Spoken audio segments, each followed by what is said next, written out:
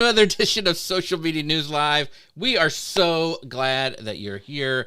If you're joining us, we would love for you to ask as many questions as you want. We have the amazing Katie Fox with us today. We're going to be talking about all sorts of cool stuff about the creator economy. And if you know somebody who is a creator and, maybe is just starting out or wants to take their creativity to the next level, make sure you mention them down below and call them in. Even if they can't watch it live, we will answer their questions later, but we would love to have them be a part of the show. But Grace Duffy, how are you doing? I am good. You look consternated there for a minute. You're like, ah. Well, I was trying to find. Anyway, no, I'm good. I'm good. Right. I'm not consternated. I am happy to be here with all of consternated. You. So anybody consternated? Am I? Yes, not the other word. So welcome to the pre-show bickering. That's right. We are also live on Amazon, so very, very cool stuff. By the way, if you're watching, we had some people. I think it was. Katie and messaged me earlier who were wanting to know about my earplugs. They're actually on sale today on Amazon. You can go. They're down there on the carousel. They are like 50% off. I know. They're amazing. So where are they? Yeah, they're the Me Audio M6 Sports is what they are, but they're like half off. So get them for so I don't know about you guys, but I'm the kind of person that's always moving. So I'm working from home and I'm in one of the offices. And I have them in the ones I have in every single space, because inevitably I get there and I'm like, oh, I needed headphones. I have spare ones. I have spare ones because I roll over them with my chair and I break them. What? Yeah, the little knob. The other thing is, if you're watching on Amazon, get some of those cheap. Amazon makes the cable extenders for headphones. So get those so you're not killing yourself. I was gonna show you mine, but then it would pull it out. Yes. Oh no, don't do that. Don't do that. So, we want to be able to hear you and vice versa. Before we get off Amazon, I wanted to give, because the beta for Ecamm just rolled out, and Katie, I want you to talk about the cool stuff that's coming for Amazon. Oh my goodness. If you are an Ecamm user, or if you're not, this is the time to try. This is the time to be it. This is the time to be an Ecamm user. But we just introduced a lot of new exciting Amazon features. So if you're on Amazon Live, we'd love for you to test them out. Let us know what you think.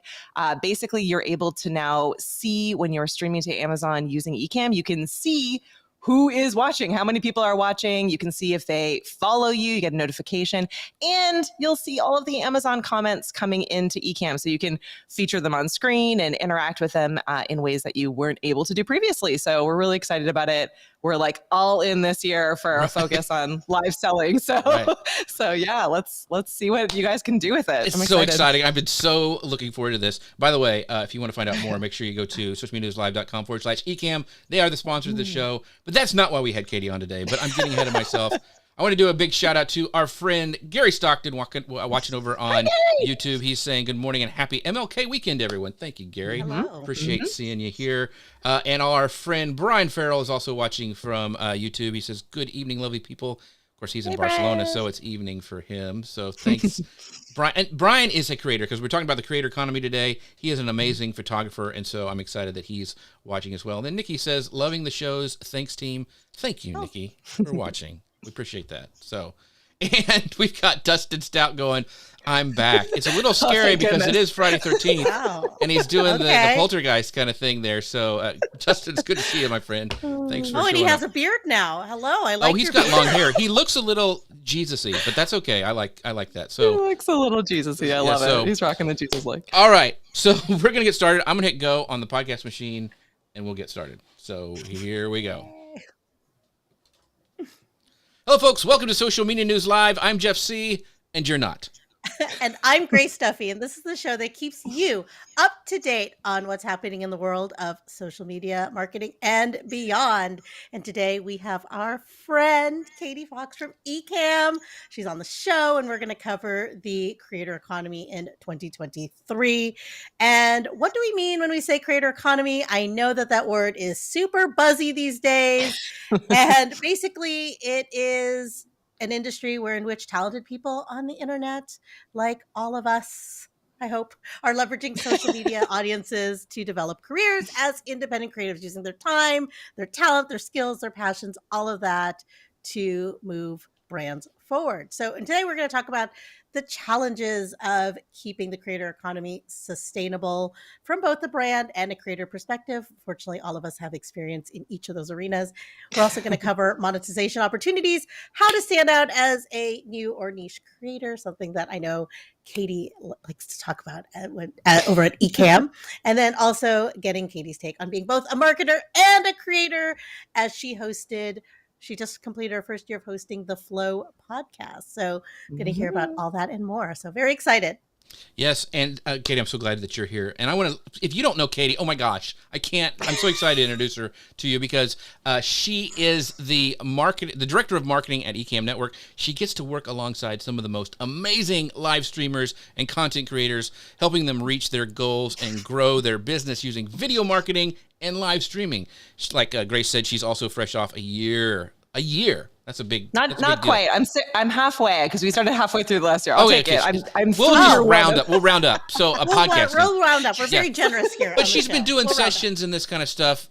She's been hosting her own live podcast, and it's called The Flow. So I want to pull that up on the screen so you guys make sure that you guys go there, give her a rating and review, because it is a weekly show that will take you step by step through the process of video podcasting. And it's focused on building efficient and effective workflows so that your content really shines. So go check it out at flow.ecamm.com.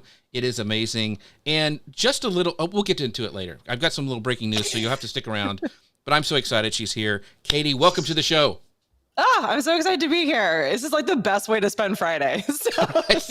That's what we think too. I'm glad that you feel that way. Yeah. So and I mentioned it before, but our sponsor is Ecamm. So make sure you go check them out at socialmedianewslive.com/Ecamm. They are what makes this show happen. There is a ton of cool stuff coming out on Ecamm. We'll get into that a little bit later, but you just want to go check it out. So go to socialmedianewslive.com/Ecamm. Grace, you told me to speed it up today, and I'm trying my hardest. But I'm so excited. You know, it probably won't go, it's not going to happen. But let's dive right into this first thing that we have, the sustaining the creator economy, because this is really important. Keeping it sustainable. So facts. I'm going to lay down some facts. Opportunities for creators have expanded. There have been never before have there been so many opportunities, and also with that, the level of competition has ramped up. Video used to be, back in the day when we first started doing this together, Jeff, used to be a way to stand out and be different. And now everyone is using video in their marketing.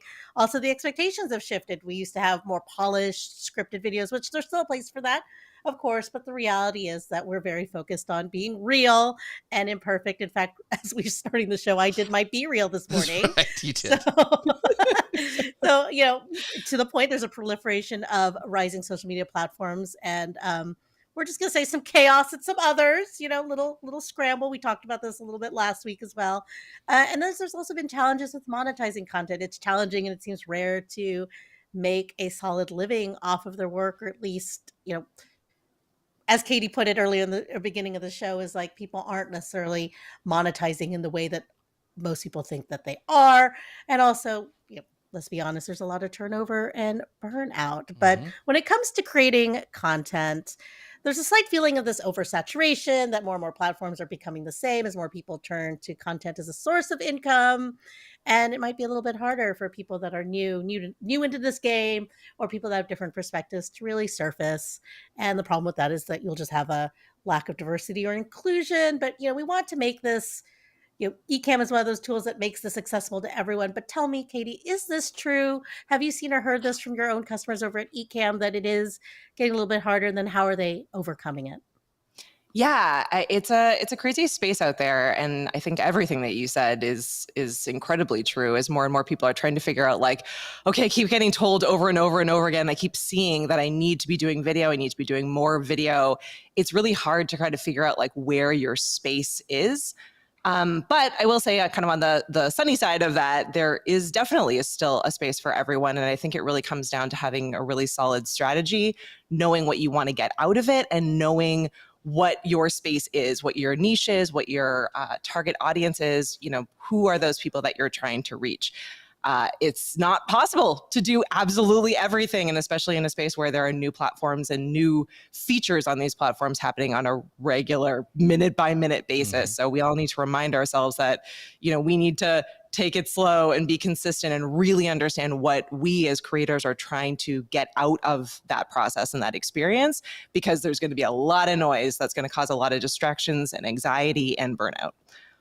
So I wanted to bring up, because there's so many creators right now in our audience who's watching. We had Dustin here a little earlier. My friend Connor Brown is killing it on TikTok. He was actually on our show. He goes, "Hey, party people, excited to hear more about the state of the creator economy." He's doing really good using TikTok to sell his guide services that he does at Disney. So Connor, thank you for watching.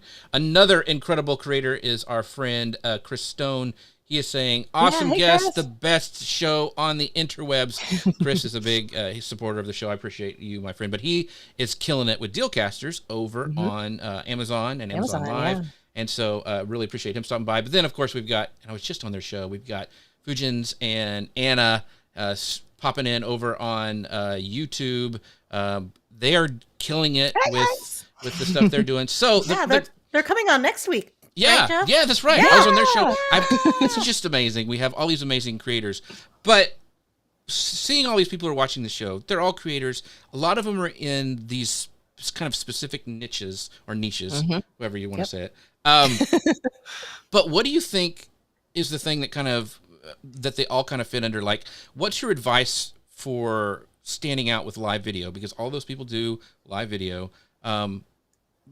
How are they all doing it and being successful? Is there one thing you can put your finger on, Katie, that you can think of? Why people are, how are people, what's the best way people can be successful with live video? Yeah, I think honestly, it comes down to mindset. And I know that that's probably not what everyone necessarily wants to hear, but successful is going to mean really different things for different people. And I would say that, again, if you can go back and figure out what your goals are for getting started, past just someone told you that you should be on video, whatever that means, the reality is that not every single one of these shows and podcasts and live streams are going to have millions and millions and millions of subscribers and followers and fans. And we're not all going to become, instant celebrities overnight. Right. But that doesn't mean that there are not, millions of shows out there that are hugely successful, that, have these really intense, Pat Flynn calls them like a super fan bases, where you could have 20, 30, 50, 100, 200, really dedicated listeners who, rave about you and are able to support what your goals are, whether those are financial or otherwise. So I would say that there is definitely a space for everyone, that we need to kind of rethink our mindset on what success means and on how long it takes to get there. We're told over and over again that, we have this kind of $1 million number in our head, right? Million subscribers, $1 million, $1 million everything. And that's not what it's not what it takes to be successul for the mass majority of us. So start rethinking that and really kind of find what your space is and what those goals are. And when you hit them, then, then set the next goal, set the next thing. But it's going to be a slow process and a level of consistency to get there. Yeah. So one of the things, there's that, can't remember who said it, but don't compare your start to somebody else's middle. Absolutely. Or, you're not, I use Dax Shepard all the time as an example because I'm a diehard fan of Armchair Expert. But we all need to remember that Dax Shepard was already famous when he started his podcast, right? just a little, right? Just a little. And had a super famous wife and started his podcast with an interview with his super famous wife and has and had tons of money. And even him, I think a lot of those numbers aren't real and are kind of set up to make us feel inadequate and feel this kind of push to do more and to be on more platforms and to be on more places. And I think we all need to remember that, there are creators out there that are making a ton of money and that are, building these really effective businesses who have, again, a fraction of what many of us would consider success. So, yeah. So on that note, one of the things, for us, this is our third year. This is our third year of doing this show, which we think it's successful. But one of the things is you have to define success for yourself. And you mentioned that, Yeah. Katie, like success for us may look different for success for somebody else. Some people may just want to we do this for community because we love this community. I love getting the comments. I do love doing this live show because it's community. And in fact, Robert Lee says, yep, 1,000% a big believer in preaching, identifying what your goals and purposes before starting a channel or launching into a live stream. Yeah, that is really, really key. And then Chris says, that's it. There's power in the niches, especially in podcasting, which is 100%. very, very true. And so, and Paul goes, if you compare your start to someone else's middle, you created your finish. Ooh, 100%. That's a tweetable, Paul. Way to go. There you go. Yeah. Paul for the win. Yeah, that's right. So are there some steps that you like when you talk to these new creators? Because you have a lot of people coming in on Ecamm because they want to create content. And it's not just for live. You can create, presentations, also, TikTok videos, all sorts of things with Ecamm. Do you, when you're kind of consulting or talking with people, do you like give them like any sort of roadmap or anything like that for defining success, or for them to figure out what success is for them?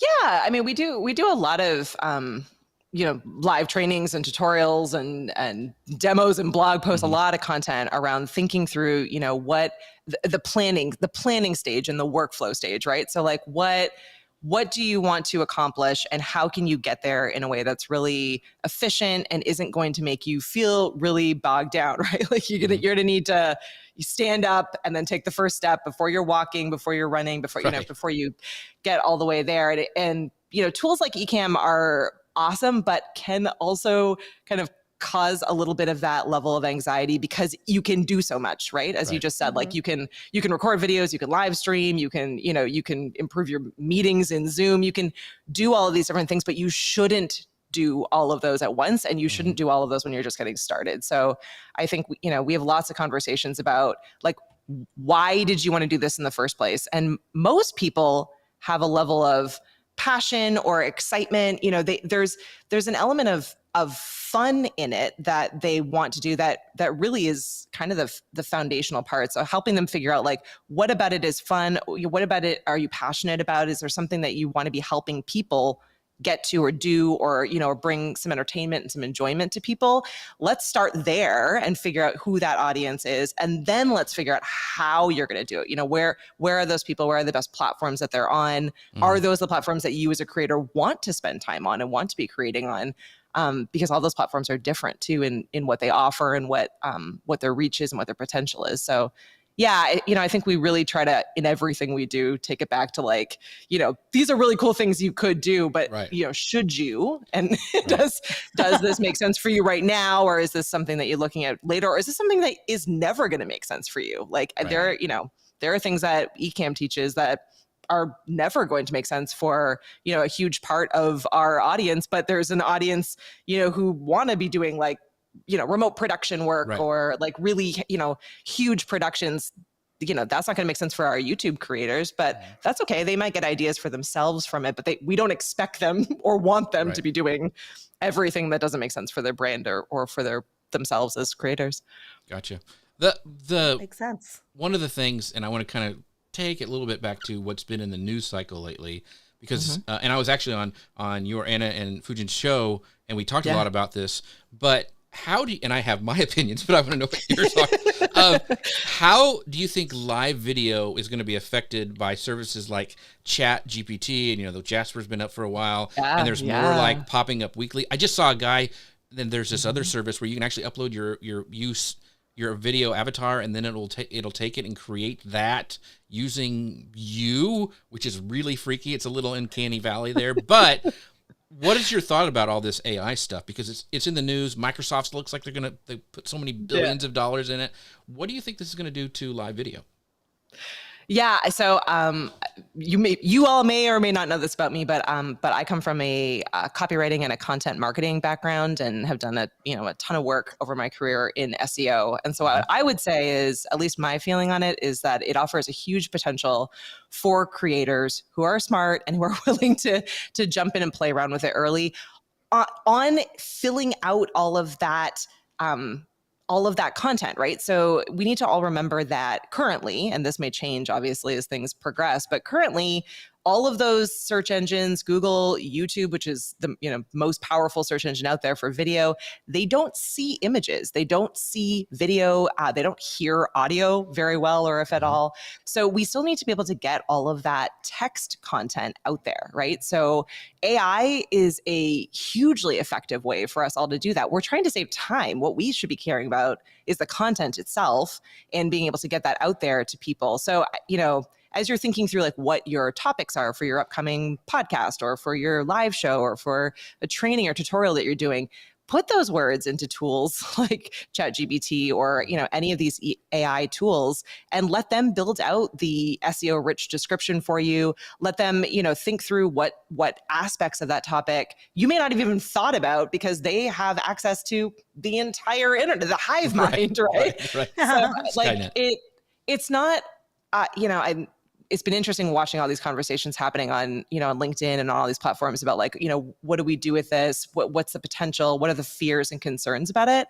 I would say that it's going to, and I think Doc posted this, but it's going to make those of us who dive in better, right? And we're not worried about AI stealing our jobs or about robots stealing our jobs or the creativity. We should be worried about people who are successful at it stealing our jobs and our creativity. So I think it's one of those things that we need to really double down on and think through ways that we can use it to help us surface our content better or make our content better by catching all of those important topics.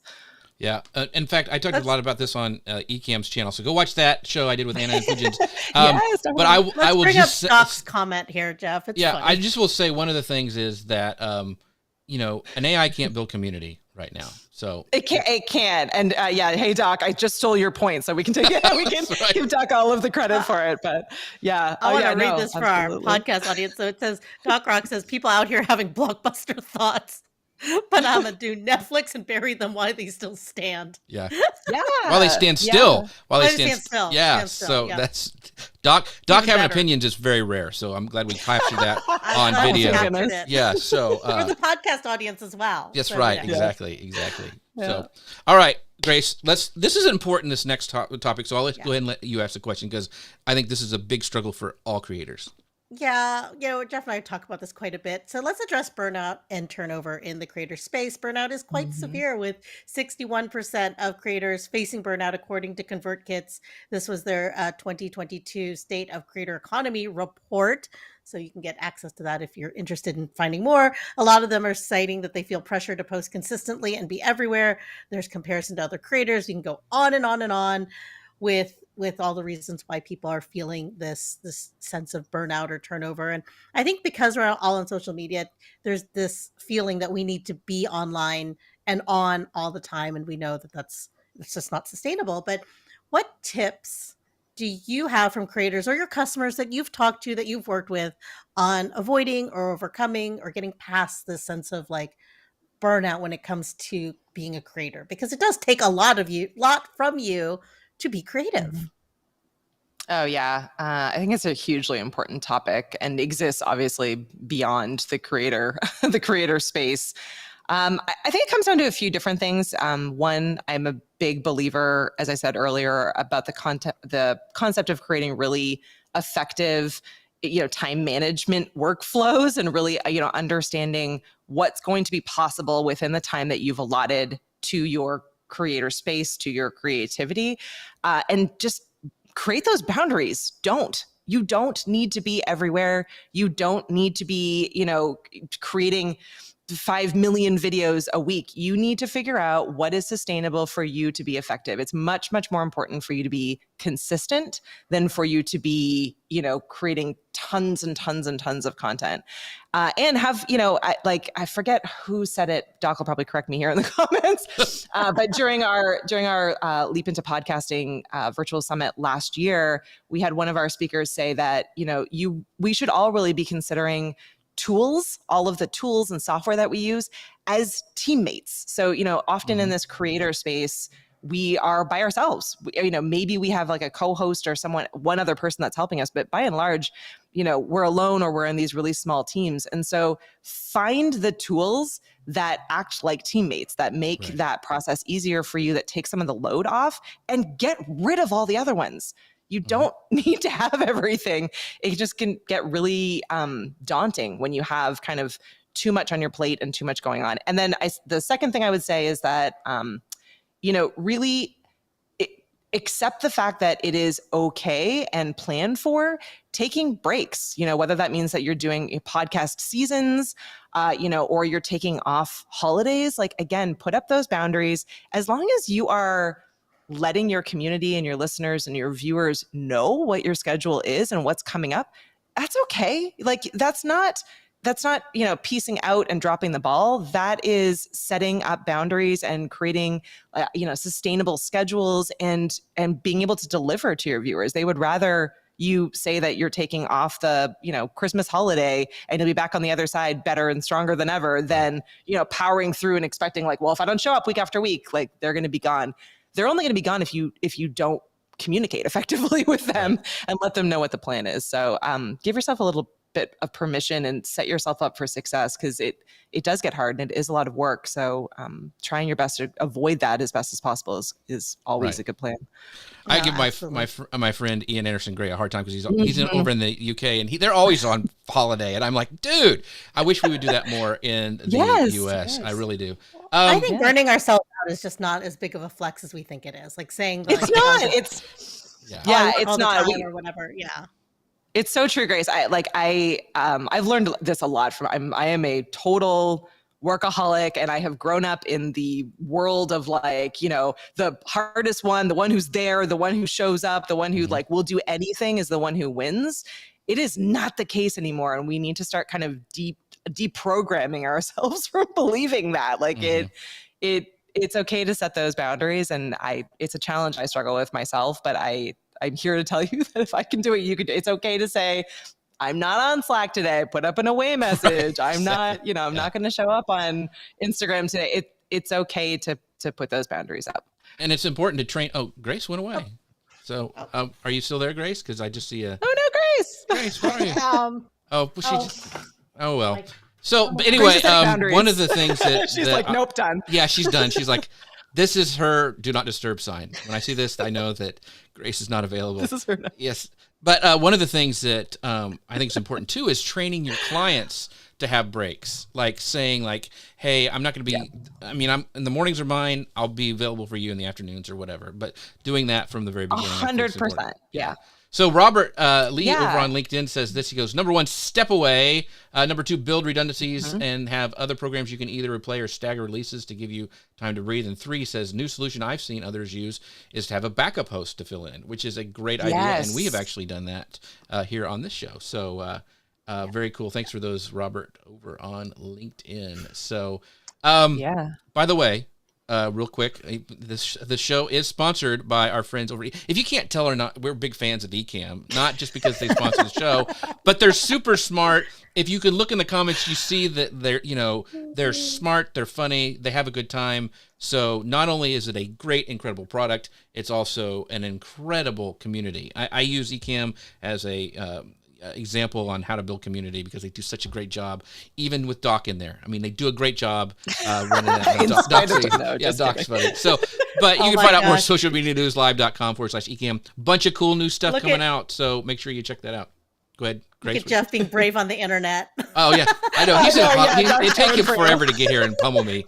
That's true. Yeah, long flight. Yeah. Well, I'm back. Sorry about that. My camera decided to take a break. It was That's like, all right. God. Oh yeah. It was like we were talking about taking a break and we did. So okay, this is super important. We need to talk about this as well. Monetization. Everybody needs to make money. We all want to do this, but Grace, you have found even more stats because you're amazing. So run us through this. Grace has got the stats. I love it. According to Influencer Marketing Hub, the creator economy was valued at $16.4 billion at the end of 2022, and it is still continuing to grow.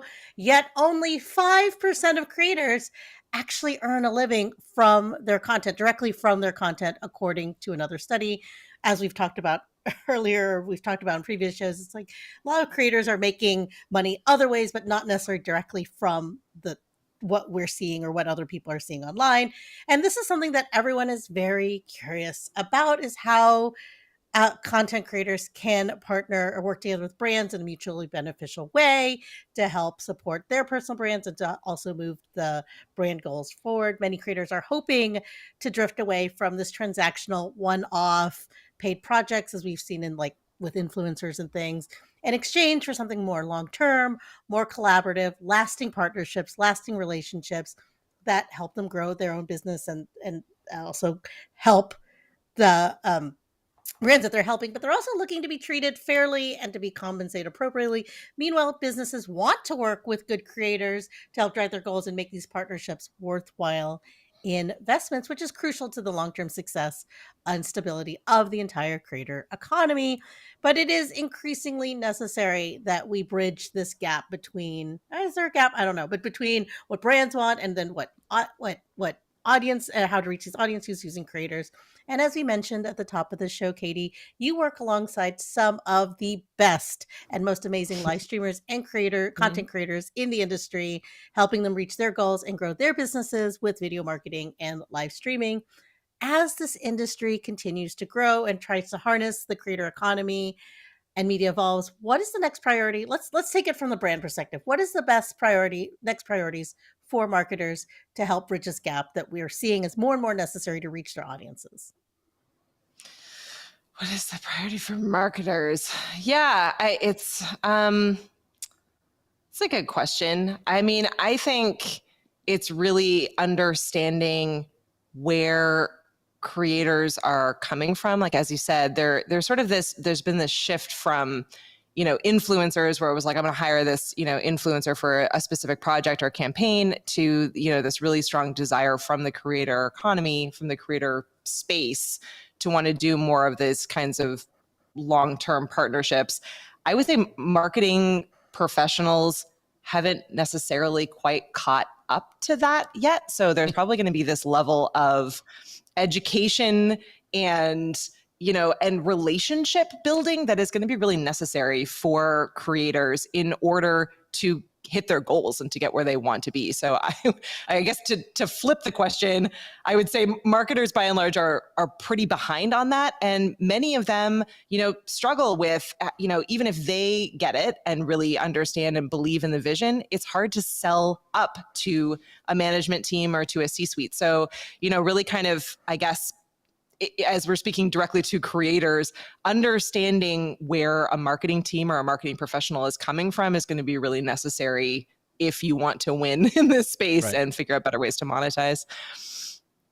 So I want to pull up this comment from Doc because, of course, once again, he has no opinions. But because marketers need to learn how to market in the modern marketplace. Yes. They're out here still trying to do old stuff. Right. I totally agree.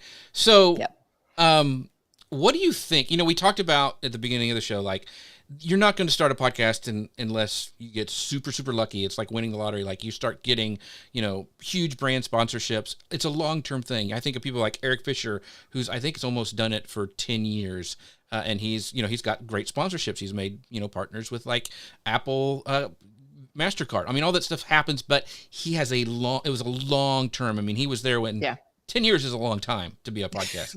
Same with Lou Mangello. He's got an incredible community with his WDW radio, but he started back like almost 20 years ago, I think, with that. And so it's a long play.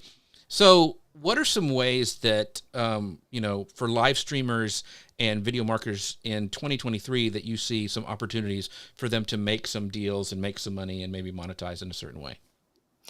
Yeah, I mean, I guess I would say, and this is probably going to make me, I'm sorry to everyone out there watching and listening, but I would say that we need to, as creators, change that conversation. I think, again, marketers by and large are sort of leery of this idea of, a long-term investment that is often really difficult to track. So, I would say that if you're getting started and you don't have that, that longevity and kind of the pre-podcast explosion, state for your show or for your podcast, then you should be starting with more than one monetization strategy at the back of your mind. So, there are a lot of ways to quote unquote monetize your show or yourself that go beyond just like finding a brand partner and doing these long-term sponsorships.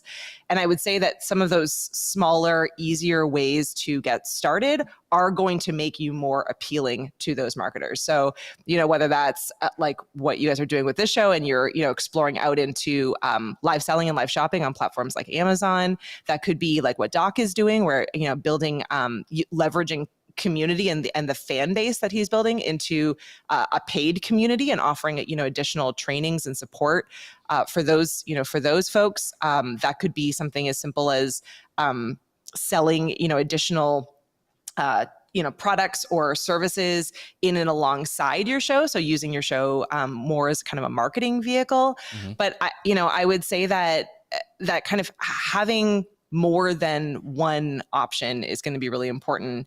And when it comes to sponsorship, I'm a big believer in you're going to need to build a really good relationship with that brand or that business and really understand not only what their needs are, but like what their marketing strategies are. As Doc said, like, maybe they're a little bit behind, or maybe they're ahead and they're willing to, to try some things. And you might need to take on some of those kind of smaller one-off projects, or do some things for free or for affiliate revenue that to prove yourself and to really mm-hmm. show the value of that relationship and partnership. It'll be an easier conversation down the road to be able to extend out to, testing out or trying a larger sponsorship. So there's a bunch of options out there. I think it's easiest, and we all have in our minds that like we just want a monthly sponsor for or a few monthly sponsors for forever. But I think that there's a bunch of options out there to get to that level, and a bunch of options that might even be more successful for you and what you're doing than a sponsorship. Yeah. So I wanted to, Doc, we mentioned his course and some of the things he's doing. Doc, I'm going to offer him an olive branch so he doesn't pummel me the next time he sees me. Doc, feel free to put your link to your course in the comments below, because we've had you on and you've talked about that before, so that'd be great if people are interested in that. The other thing, just to be transparent, and I want to talk about this, what you were talking about, what brands look for, like what you look for in Ecamm, like when you want to partner with somebody or be a sponsor at a podcasting conference or whatever.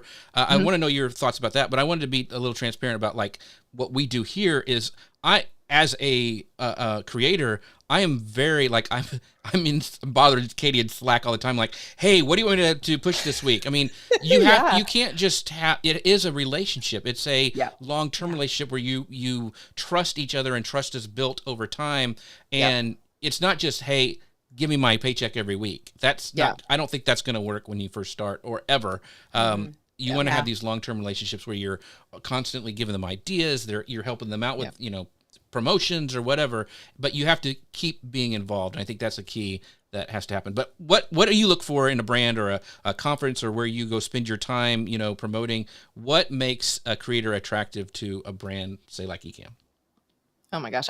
First off, I love that you said that, because I have said multiple times behind the scenes without you listening, Jeff, that honestly, I feel as though I'm not really, or Ecamm is not really sponsoring this show. I see that financial arrangement much more in the benefits of it, much more in the relationships, the relationship that I have with you, Jeff, but also the relationships that you bring to us. So like you're constantly sort of letting us know about things that you're seeing out there, and that's in the space. You're introducing us to, other creators that might, that might want to know us and work with us. You're letting us know about events. You're like I am sort of tracking, I guess, quote unquote, much more than just, how many subscribers, is this show bringing us in as a business? But that's been a learning process for me as well. And I guess to answer the main question that you asked is that, Ecamm specifically is a really small business, so we actually don't do hardly any sponsorships.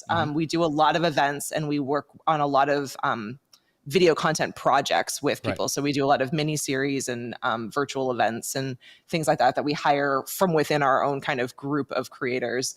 And I'm really always looking for people that have built a relationship with me, without asking for anything in exchange. So the people who have showed up with ideas or suggested features, or just like told me more about what they're doing and like what they love or don't love about it, really kind of gone out of their way to understand what Ecamm is looking for and how they fit in, to our community.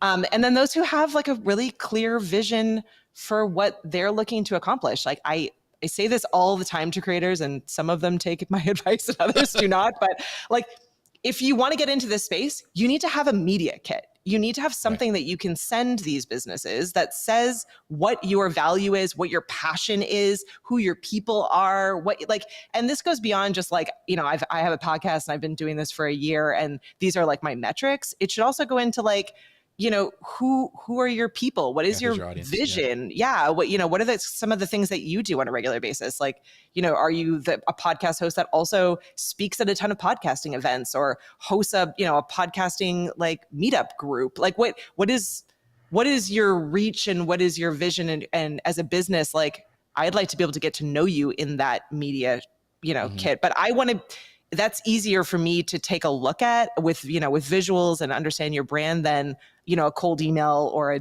DM on LinkedIn or any of those different opportunities. And so few people have them. The amount of messages that I get where they're just like, I'd really love to partner with you or work with you. And, I'm why? Yeah. Why? And who are you? And and why, we have thousands of customers. So it's without that kind of taking the time to build some kind of rapport with me and also, having a something that I can reference and look at or share with my team, it's just really difficult for me to even want to continue those conversations. So it's more work, I get it, but also, having a really good understanding of what you as a creator want to get out of it and what value you bring to the brand partner you want to work with is huge. Without it, you're not going to win. Yep, Carrie.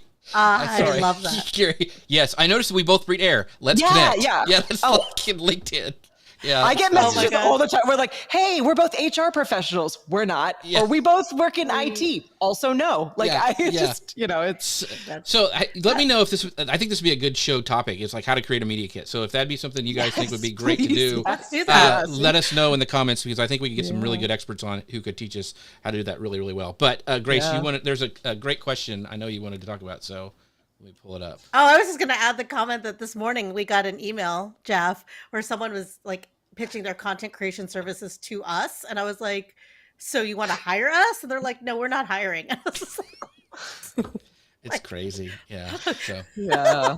Whatever. See, it's so easy to stand one step above that, guys. Like really, I would like just for take you one step up from that. Yeah, I would like for you to like at least know who we are, right?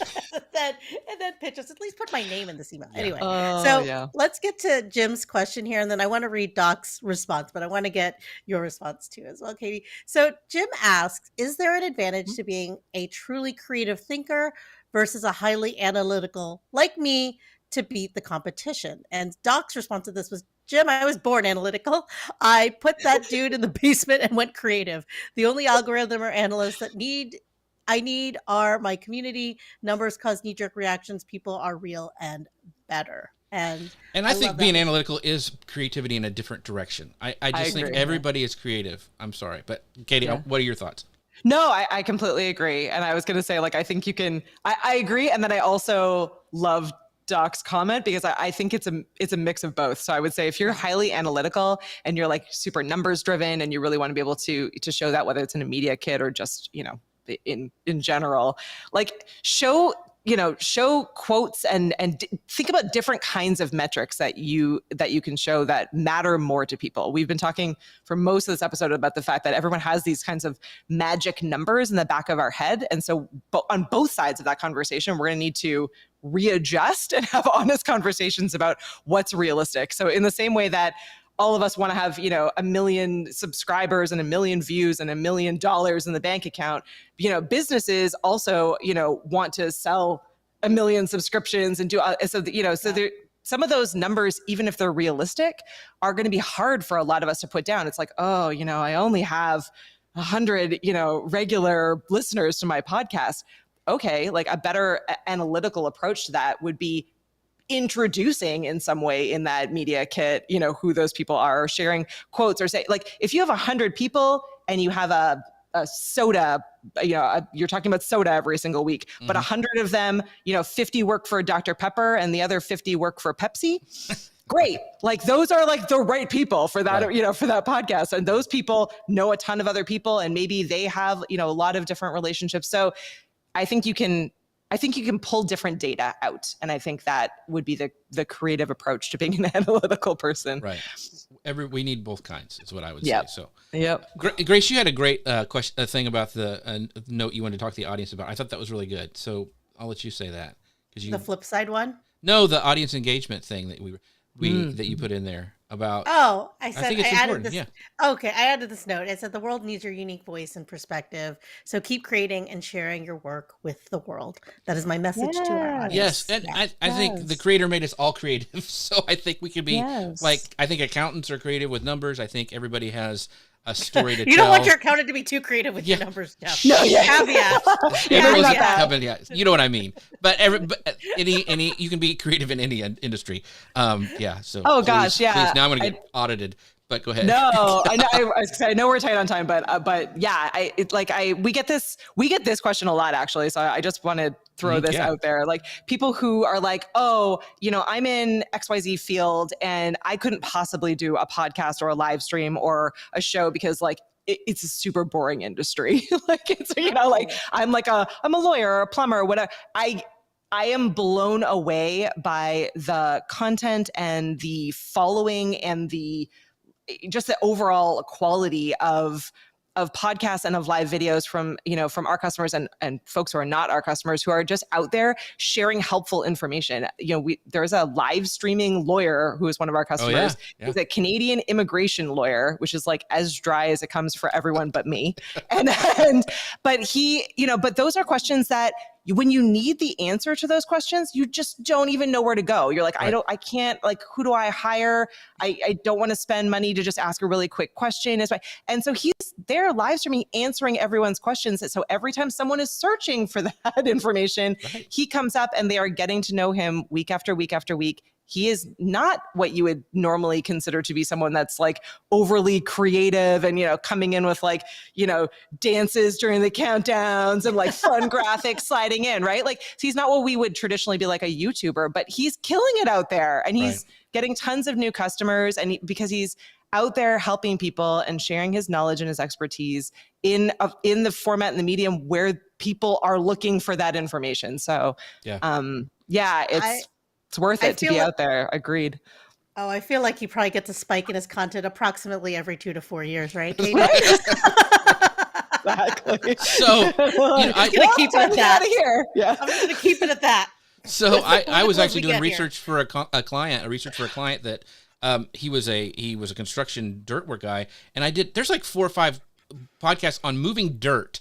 And they're huge. Yep. There's a huge YouTube channel where a guy goes around and just films big machines moving dirt, and it's like millions of subscribers. I'm like, there is a place for everyone. You cannot say, you cannot say you're there is content for there's a niche for everyone. So speaking of creating content, I want to talk about the Flow podcast because it is also a video podcast, and this came out today from Pod News, and I wanted to share it with you guys because it was a survey that just came out, and it said 46% of podcast listeners now say they prefer consuming them with video compared to 42% who said they would rather listen without video. Now, this is from Pod News today. We're hitting that tipping point. Right before the show came out, it was an article came out. So, and people are discovering podcasts on YouTube. I think it's right up there with Apple and Spotify. So video is becoming more and more important, and I want to give that out there because your show is all about that. And if you haven't checked it out yet,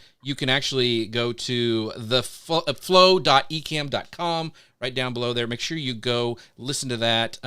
Give a great rating and review because that really does help podcasting out. But talk to us about, you've done a year of the Flow. Talk to us about what it is, what the whole thing is about, and why you're continuing to do it. So we started the Flow predominantly because we, as an eCam marketing team, we're moving more into the podcasting market. So we were saying, we're seeing this huge rise in podcasters starting to, to explore adding video to their podcasts. There more and more of these platforms are adding video podcasts in. There's lots of questions coming in, and Doc, who is my co-host on the show, knows literally everything about this space. And I know nothing about this space. So I was like, well, what if we came up with this concept of a show where we're literally going to have me, our target audience, who's like, I have questions, but I don't really know if they're good questions or bad questions. But bounce these ideas and these topics off of Doc, who can bring these insights to life and talk through the process and really explain what the value is behind it. And then obviously we have guests who join us, and we do a lot of case studies. And are moving forward into this. But yeah, the whole concept really came out of this idea of we need to put our money where our mouths are, or vice versa, right. and be able to really, if we're going to be real in this space, we need to be doing it ourselves, and we need to understand like where the pain points are and the challenges are, and how effective is Ecamm at letting us do this. So it's been a really great journey. I feel actually after 6-ish months of doing it that I feel like I can be on shows like this and answer a ton of questions about podcasting and about, what the process is. And that's just from going there and asking dumb questions and researching and being okay with the fact that, maybe my mic, was set to the wrong thing, and Doc live, on the show tells me like what I've done wrong, or like my camera goes out, or I'm calling it failing forward, and I'm doing it now publicly. I'm just failing forward publicly for everyone to watch. But it's been a really great experience for me, and I hope it's been a great experience for everyone watching to know that it's okay to learn in public, and you're going to get better every single episode, and people really love watching the process. So it's a process podcast, and it's been a lot of fun. So Jeff and I have been very transparent about the fact that this show, the one that we do every week, failing forward. It is free consulting.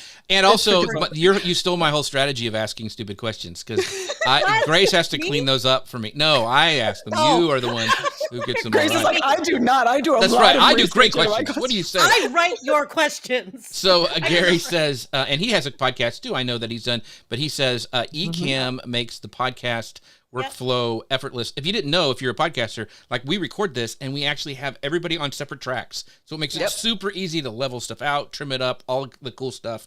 So Ecamm is amazing for producing a podcast and a video podcast at the same time. So what do you, when you're interviewing these creators, what are you wanting to, is there certain criteria you're trying to get for the show? I mean, are you looking for just a variety of different creators that you pull in and ask questions? Is that how you do it?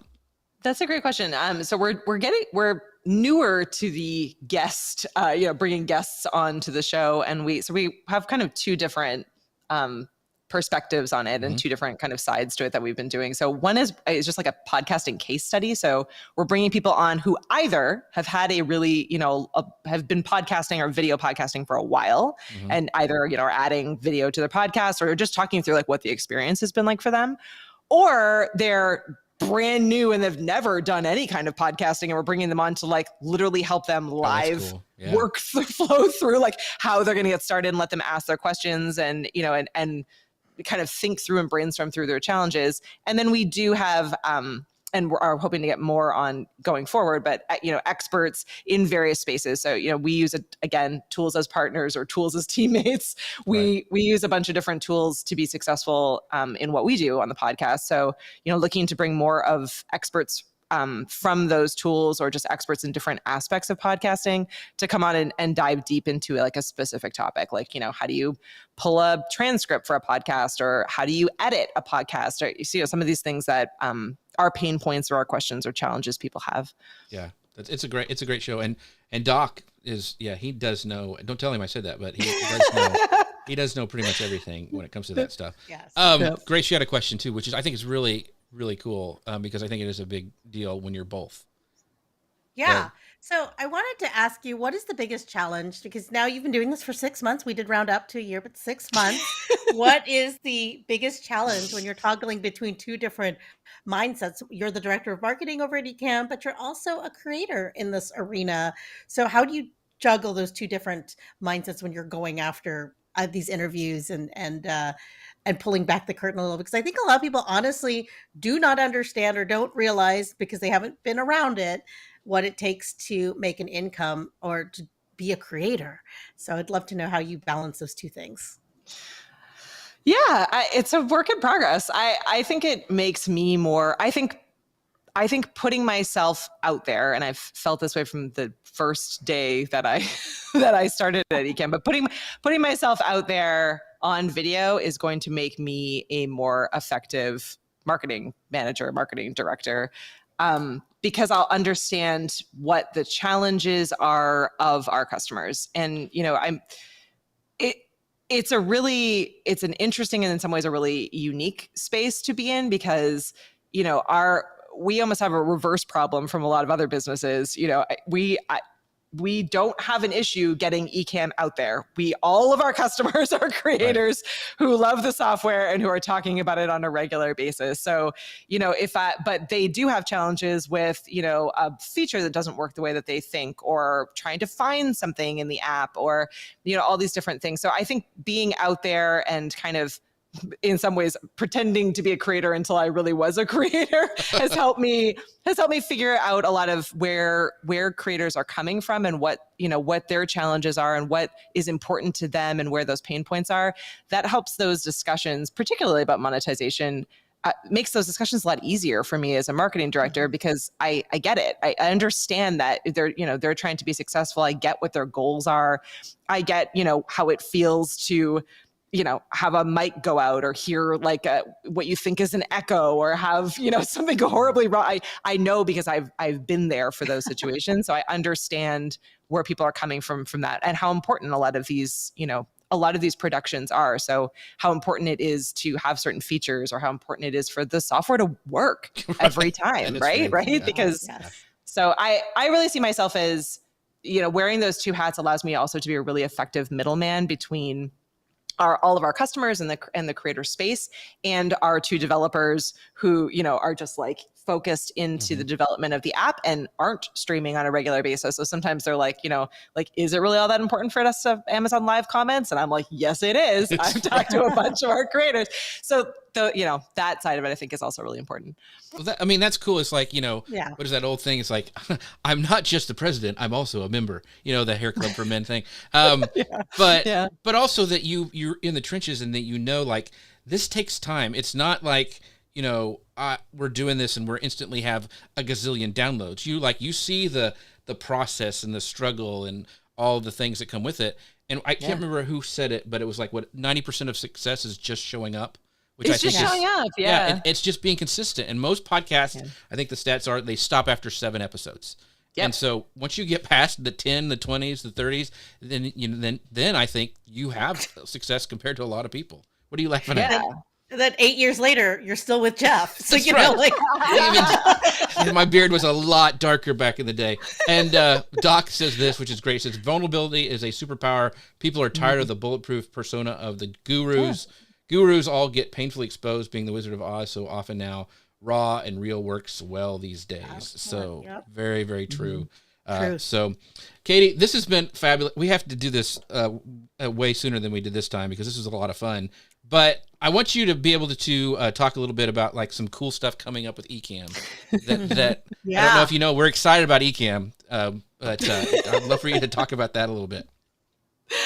Yeah, so lots going on at Ecamm, and if you've been hanging out with us in our community and on our Discord, you will know that we have been head down, locked Ken and Glenn in a closet, and we are getting super close to rolling out Ecamm 4.0 this month, coming super, super soon.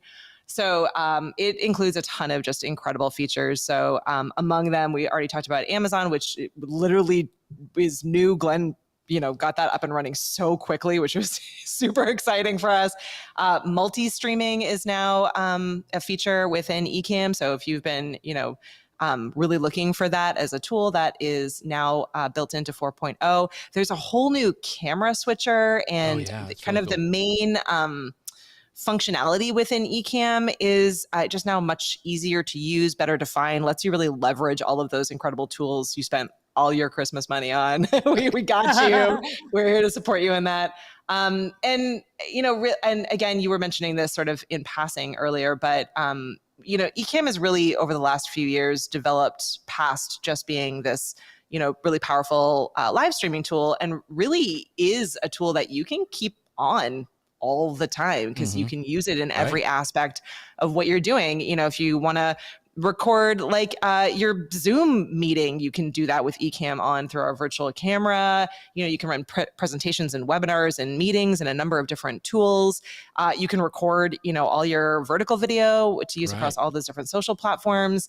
And it's got this new feature within it called ISO video, isolated video, which is so awesome. Partner to our audio. So if, you know, as you get better, or if you're starting off as a production person, it just really gives you, you know, a ton of different video footage. So, you know, in this case, it would be like you would have the video of you know, of the three of us with the cool backgrounds and all of the awesomeness that is the show, but you'd also have my video, you know, clean, separate. You would have Grace's video clean and separate, Jeff's video clean and separate, audio for each one of those, so that you could really, you know, seam those together in post-production and editing and be able to create all kinds of different video content, or, you know, really, really high quality video, end results. So yeah, lots of really thinking through kind of Ecamm as this just full production studio. So, you know, again, if you can be clever and just leave it on in the background, you can create pitch decks, you can send video memos, you can be real annoying on video across every aspect. So you don't understand how, because I'm a big repurposer, you know, how important those ISO tracks always be rolling. Oh my gosh. Because like when I film I'll give you an example, an Amazon product video. So I have the top down and I have my little my face in there. And now I can capture all of that, and I can repurpose it as reels. I can repurpose it as, you know, vertical video and all this stuff because I have all the content separate. Please understand how important that is. Amazing, folks. You got to check it out. It's coming in 4.0. You can find out more at socialmedianewslive.com/Ecamm. Thank you guys so much for being here. Thank you for sticking with us. Grace, where can people find out all about Grace Duffy? I'm here every week, Jeff, except when I'm not. Our next show is Friday, January 20th at 11 a.m. Eastern, 10 a.m. Central, and we will be here, Facebook, LinkedIn, YouTube, and Amazon Live. So excited. This was a great show. Katie, thank you so much for joining us. Thank you for Doc Rock and Gary and Robert and all you folks and Dustin and everybody who left great comments today on the show. We appreciate you. We wouldn't be able to do the show without you. And with that, we'll see you guys next time. Thank you so much, Katie, for being here. And with that, we'll see you guys. Bye. Bye, everybody. Bye.